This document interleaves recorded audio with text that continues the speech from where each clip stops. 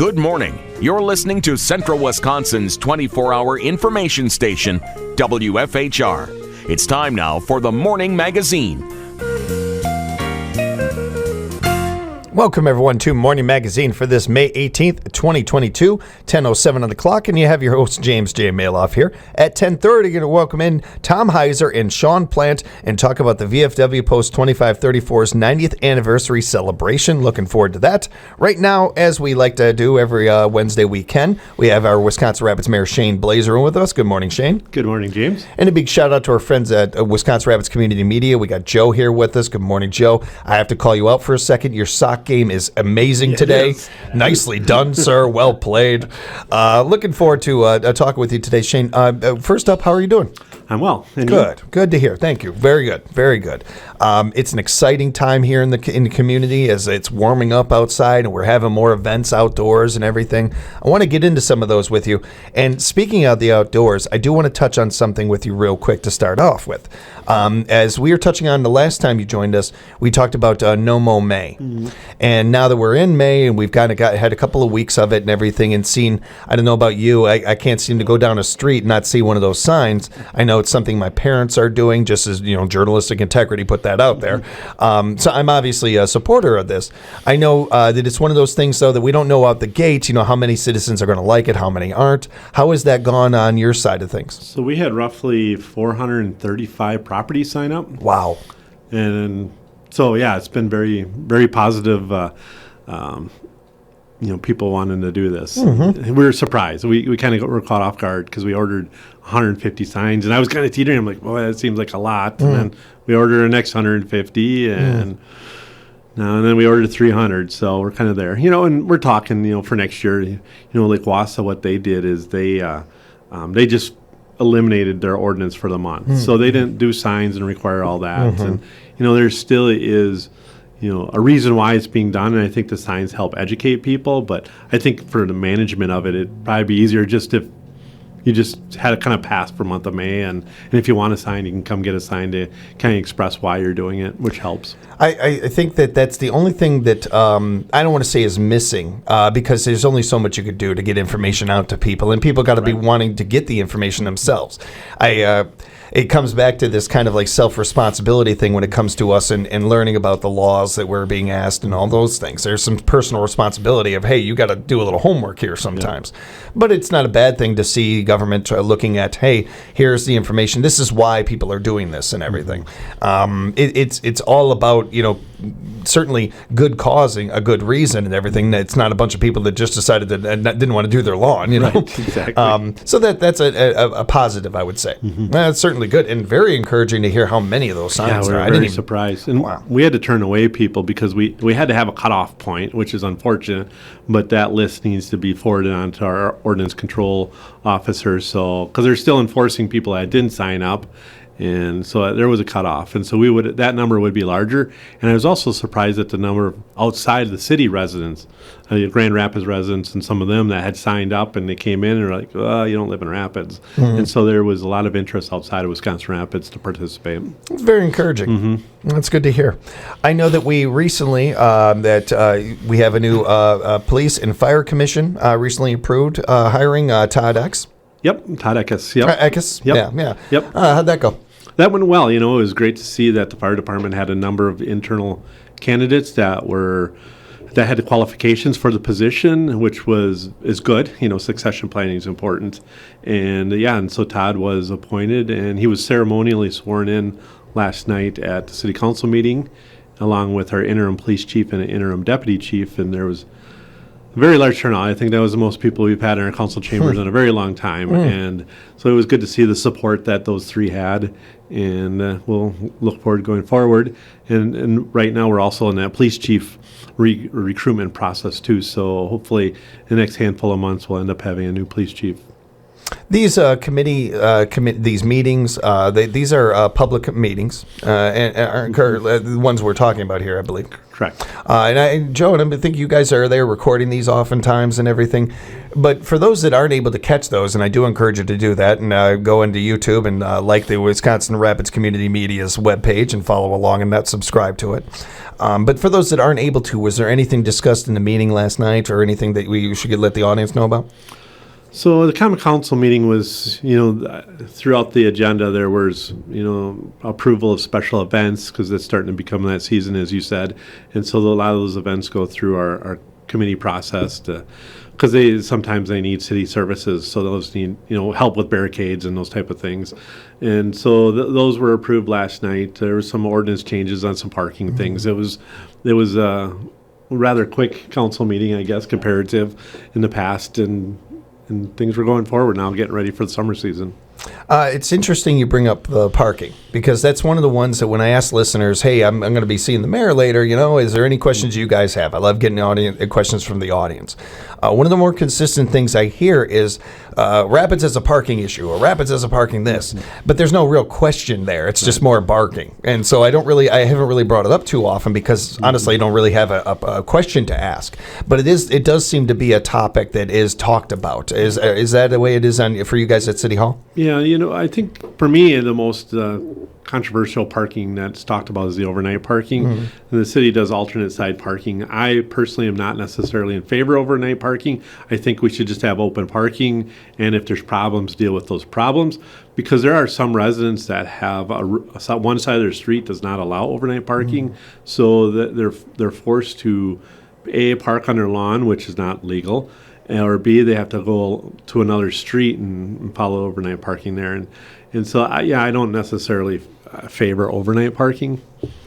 I think I'm in the minority, though. But no, and I actually think that it's about 50-50, I would say, for just a little bit that I've heard from people and everything. And I will say that if I'm going to lean one way from what I'm hearing from people, it's leaning that direction, actually. I think anytime you can take away less like rules or more for people to remember or anything like that, it doesn't seem to have a downside. It's a positive. Do you think that that's something that will be looked at or there's a talk behind the scenes of maybe doing something about? Or so the last time it was looked at was probably about a year ago, and the council at that time chose not to change it. So. Okay. So I'm still in the minority, I think. But, gotcha. I just think that it's kind of archaic, and they talk about we don't street sweep it anymore at night. So that's what before we used to have no parking on city streets, and that was a big reason was street sweeping. But you get the on-site chance of a snowstorm, and big cities seem to have no problem figuring it out. Yeah. And I'm just not in favor of it. I will say this is a good problem to have. This means that your population is either growing or staying pretty darn steady, and that's a positive, especially in this area in central Wisconsin right now, where one of the bigger things that you're hearing, and you hear this probably more than I do, sir, but I hear other mayors in other cities talking about we need to keep our people, or we need to get more people in here in our town. While I'm sure we would welcome that, that's not necessarily the big number one thing on our list of, this is a problem, and I think that's a positive. Again, I'm a big believer in silver linings. I'm not making light anybody's parking issues, but it's a positive when you look at it, take a step back, I think. Yeah, there will always be some kind of parking issues, but we're constantly adjusting, like no parking zones, like around schools or, at different requests from businesses, and so those are kind of updated and reformatted and redone. We have another city meeting happening today, Cranberry Creek Landfill Expansion and Negotiating Committee. Guys are meeting today. Is there anything noteworthy there? So, we met at 7:30 this morning. You did already meet. Yeah, I thought so. It's an early morning meeting. And, no, it's just further discussing on trying to come up with a negotiating strategy to use with the landfill. And how's that going? Is there any developments there? It's good. It's just we haven't. So right now, internally, we're trying to decide on what we feel is important, that we think is important to address in the contract regarding the expansion. And so we're still trying to formulate that. And once we get that together, then we'll meet with the landfill and give them our proposal and kind of go from there. It's going to be a process, though. Yeah, it's a ways out. We'll keep you guys up to date absolutely. on that. One of these days, we're going to get together, and I won't have to bring this up, but any news on the mill? No news on the mill. We just had, the council and the planning commission had a planning session regarding Vanderwall and Associates, the contractor, a group that's been hired to help. Should the mill not open, what can we do with that property, and how can we, come up with ideas? And I can't remember the date, but we'll have to. People need to watch for it. There's going to be at the library. There's also going to be a planning session for the public, where the public will be able to prioritize what they think is important, and then they come together and they kind of keep refining that list to hopefully come up with what the community views is the important use of that space should it no longer be a mill. Now, certainly that's not what we don't want that to happen, of course, but I do think that you can hope with one side and plan for the other. Right. And I think you can do both. And I'm happy, and I know that I'm not alone in this because I've talked to a lot of people in the community, that are fearful of that latter part. That if the mill isn't able to reopen, what do we do? Because as I just touched on, we're one of those areas that hasn't had to worry about a seeping population. Right. People constantly moving out of our area or graduating high school and leaving right away. Mm-hmm. We've been pretty fortunate in Rapids area here with that. Right. But that's in part also because we have had a mill and such. If we don't have that, how are we going to keep people here? That sort of thing. It's good to hear that there is some planning going on with that there's some forethought with it. Not to say that I think any of us didn't think there wasn't, but just to hear it out loud even. It's it's encouraging. Yeah, we hope that's one of those plans where you put it together and it just sits on the shelf and you don't need to pull it out. Absolutely. Yeah. It's one of those plans. Yeah. And that's part of the gig, I imagine, thinking ahead like that. That's encouraging. Yeah. Now, we got a press release the other day about something really fun coming up. The City of Wisconsin Rapids, the American Legion Post 9, announced the inaugural Veterans Honor Walk. Can we tell people about this? Yeah, absolutely. So you've seen it at Marshfield, Rudolph.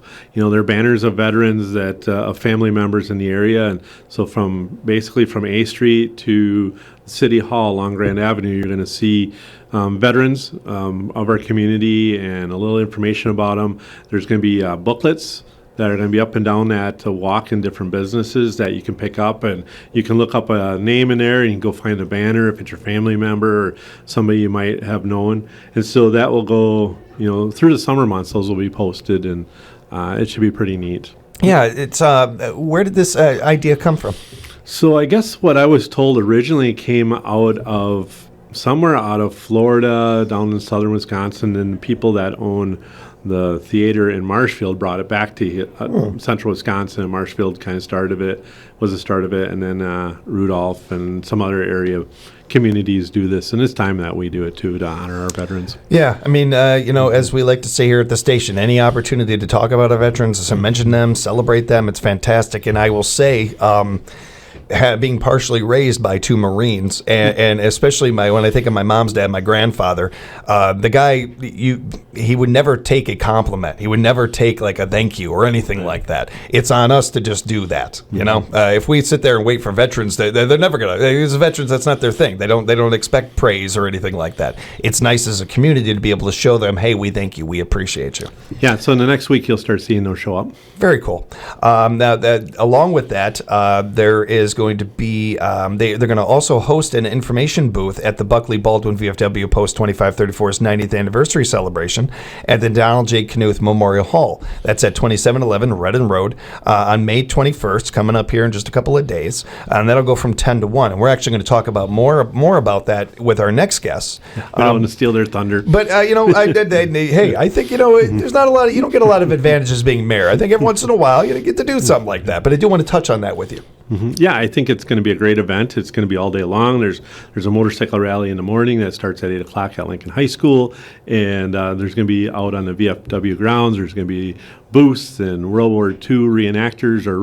They're from different wars, and it's just going to be memorabilia. And at 1 o'clock, I think at 10 there's going to be a ribbon cutting. 1 o'clock I'll be reading the proclamation that we issued, and there'll be some speakers, and it should be a great event, and looking forward to it. And It's very cool. Those interested in purchasing a banner for the 2023 Veterans Honor Walk can find an application at wirapids.org or at City Hall at 444 West Grand Avenue. The American Legion Post 9 will accept applications for the 2023 until there are 40 approved applications or until February 28th, 2023. Keep that in mind, everybody. And again, we're going to talk more about the celebration when we get the guys coming in next.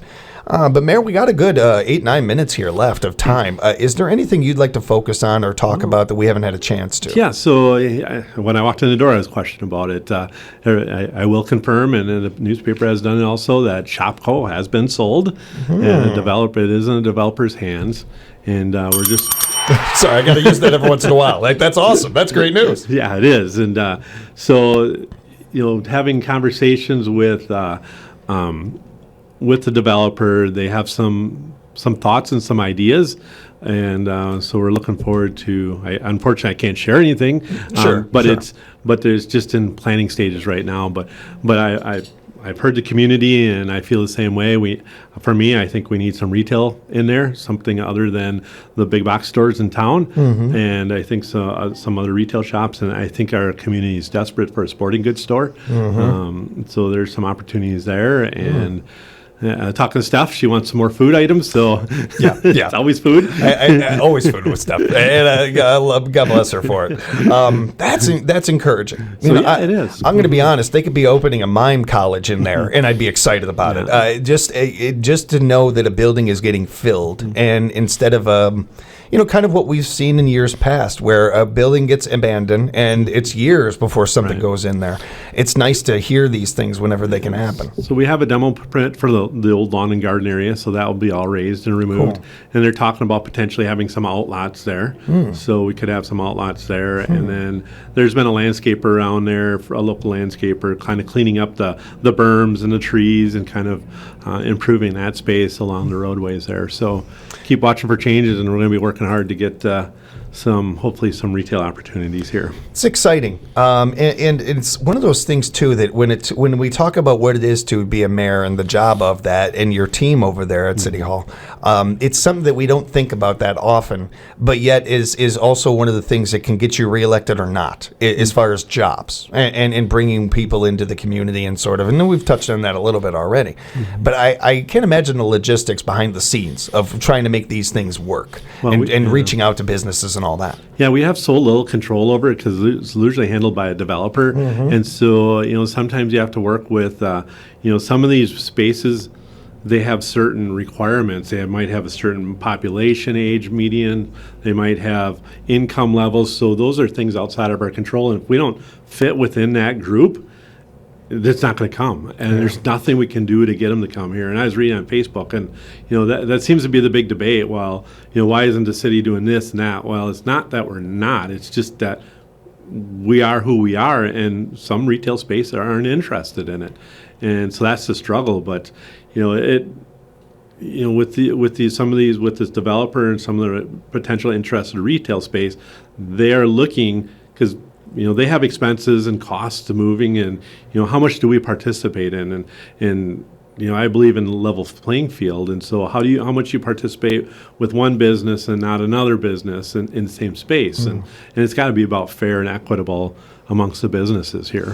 I recently found out that I lost out on a role that I had auditioned for a month. I was in the running for it. It came down to me and 3 other actors. They finally tell me, you're not going to get the part. You're too tall. Like there's nothing you can do about that. Like I can go shorter. No, you can't. Right. You can't go shorter. What are you talking about? Like there's certain things. There's certain times in life where you can do everything right, and it's just out of your hands. Yep, you are who you are, and we are who we are. And I think I like who we are here, but sometimes it just doesn't fit in with business. And business is about making money, and these companies have stockholders and they owe it to them, and they're not going to put a business or a retail space in our community that's going to lose for them. It speaks highly, though, of the area when you see big businesses want to, research the area even, let alone putting a business in here. A Dunkin Donuts comes in. I think it's noteworthy that Starbucks has had 2 runs here. The fact that if they put a business here, it doesn't work out, and then they're still looking at that area and put a new one in, that says a lot about, not every area sees that. It's noteworthy that happened here. Yeah, I hear I repeatedly hear comments about, oh, we don't need another coffee shop. Well, that's not you don't want the city to decide which coffee shops you're going to have here. We don't want to go down that path as a community or a country. That's up to the public here, and the people that are supporting the coffee shops. That's up to those people. They need to decide which coffee shops or which restaurants are going to survive by patronizing those restaurants. And yeah, we're going to have another coffee shop that's being built. But the bottom line is, when you drive up and down A Street, it's always good to see new buildings and new businesses versus old buildings that are empty and just sitting there. It helps on our assessed value and our tax base. It's good for all of us. And I mean, I'm like everybody else. I believe in supporting local, buying local. I put my money where my mouth is. I don't purchase things from businesses in town here that don't advertise or purchase things in town themselves, that don't put their money where they don't put back into the community. I refuse to do it. At the same time, I'm a grown adult. I understand business. And if we're looking for businesses to come to our area, we can't necessarily be picky that, oh, well, you're too big. Oh, you might hurt one of our smaller businesses or something. That's business. I'm not trying to be cold-hearted about this or anything. I got a lot of friends that run small businesses in this town, including coffee shops. I don't want to see them lose the work. I don't want to see them lose anybody. But this is business, and it's on the consumers to make sure that place stays in business. It's the way this works. I'm sure you guys remember this. Years back when Walmart was going to put that spot out in town, and all I heard was, well, that's going to kill every small business in town. There's nobody who's going to survive that. We lost some, yes. We had some that flourished, some that did even better because of that. This is business 101. This is America. Exactly. And and I agree with you. And so hopefully, what this does is gives us a chance to grow as a community and get stronger as a community whenever these businesses come in. Yeah, and it also, it forces local businesses to do things different or step up their game. That only makes their business better if they want to. I generally believe competition's a good thing. It brings you, it ups your game, and I got to think that those businesses out there are going to feel the same type of thing. Absolutely. As we're wrapping up and letting you go, Mayor, is there anything we didn't get a chance to touch on you wanted to? Well, I think we covered pretty good today. All right. We're looking forward to Raptors baseball at the end of the month. Yeah, Raptor baseball is going to be starting. The weather's, today is at least kind of more spring weather versus summer weather, and it's going to be see fun. Where it goes, yeah. Thank you so much for the time, as always, and what you do for our community. We appreciate you. Looking forward to talking again next month. Perfect. Thank you. Big thank you to our Mayor, Shane Blaser, and, of course, our great friends Joe and the gang over at Wisconsin Rapids Community Media. Appreciate you guys.